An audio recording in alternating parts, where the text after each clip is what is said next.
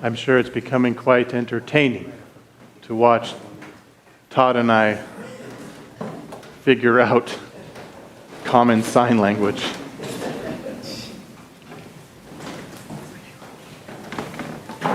Bear with the words today. They're a little longer than usual because there's a lot to contemplate and think about and respond to. This is because Lazarus Saturday and the triumphant entrance into Jerusalem are paired very closely to one another. In the account of raising Lazarus from the dead, we can reflect on what is being said about Jesus, our Savior.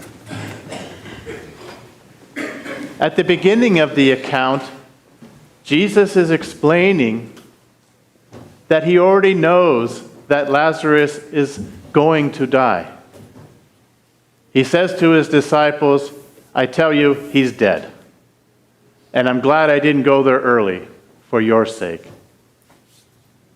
And so there's this emphasis on Christ's divinity, that he foreknows things or knows things from all times, and that he allows these kinds of things to happen so that he might be glorified. Glorified to us, that we might know that he's divine, but also that it's a comforting revelation. Theology always gives us an opportunity to be comforted because of who Jesus Christ is.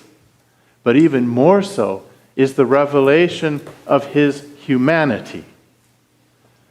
Because it says twice in the account of him traveling to Bethany that he wept and that he groaned in the spirit, that Lazarus was his friend, that he loved Lazarus and Lazarus loved him. This groaning and this weeping shows us his humanity, but also reveals that in his divine personhood, he is aching and groaning deep within his spirit for all of us and the state we have fallen into. He's not angry, he's weeping. Very important. And then he gets to Lazarus' tomb, and he commands that the stone be rolled away. And then he uses his human voice to say, "Lazarus, come out." And the fathers are quick to point out that he didn't have to use his human voice. He could have just thought it and instantly it would happen. And then he prays out loud to the Father. Does the Son of God really have to pray out loud to the Father? No, but he does it so that we hear him. A human voice calls Lazarus by name out of the tomb. And here we have a foretelling of the general resurrection, when the trumpet of the Lord's voice will call us all to arise from the tomb, and those living meet him in the clouds. And so in the raising of Lazarus, we also see the foreshadowing of our own resurrection, because death is destroyed. That's a very good thing. That's a very good thing. We have nothing to fear now. So Lazarus' soul is called back into its body. We're not told anything about an out-of-body experience. There's no report about what Lazarus saw or did. It's not important. God uses his humanity, his voice, to call his soul back to his body. And then he comes out, and there's a smell, emphasizing that the fact that he really was dead. And then he asks people to loose him. Loose him not just from his burial clothes, but loose him from sin and death.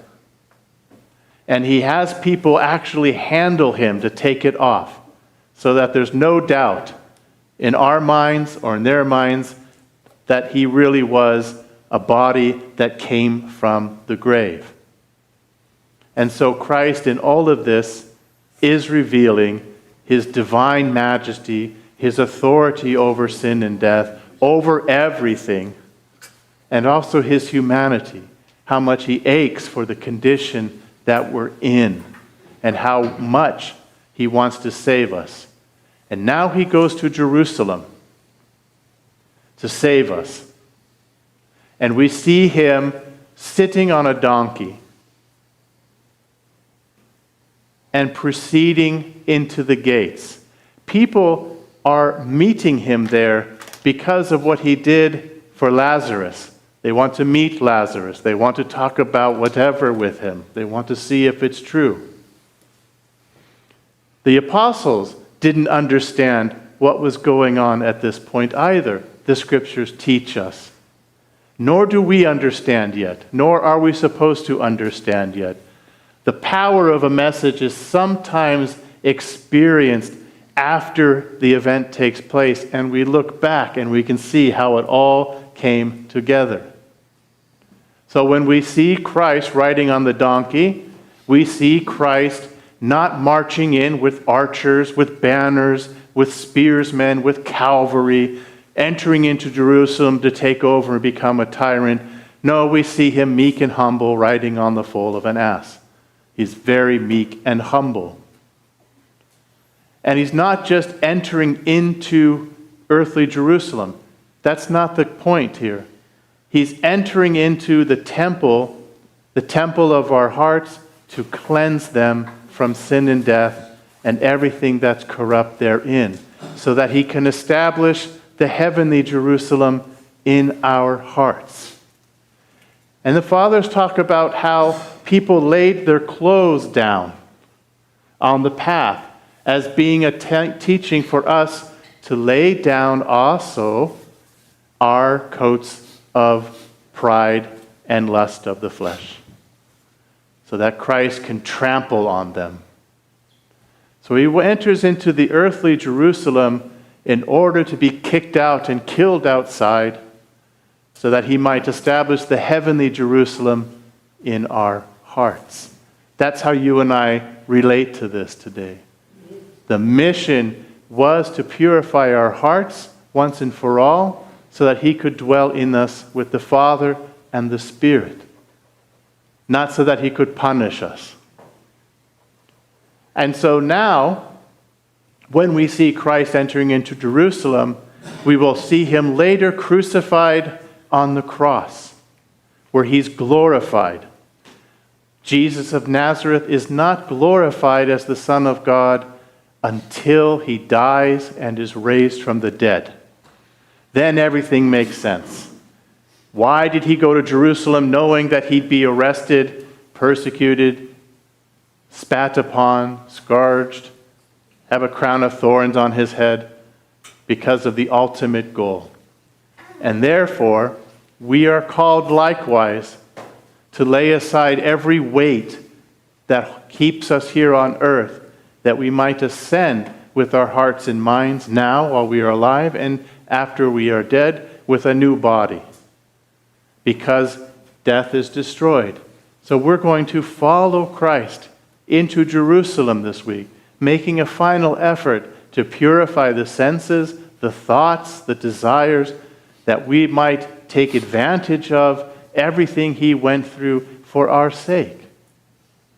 Sitting on a donkey, he enters into Jerusalem, and he'll be betrayed and crucified, and will die, and will be raised for our sake. Glory to Jesus Christ. Amen.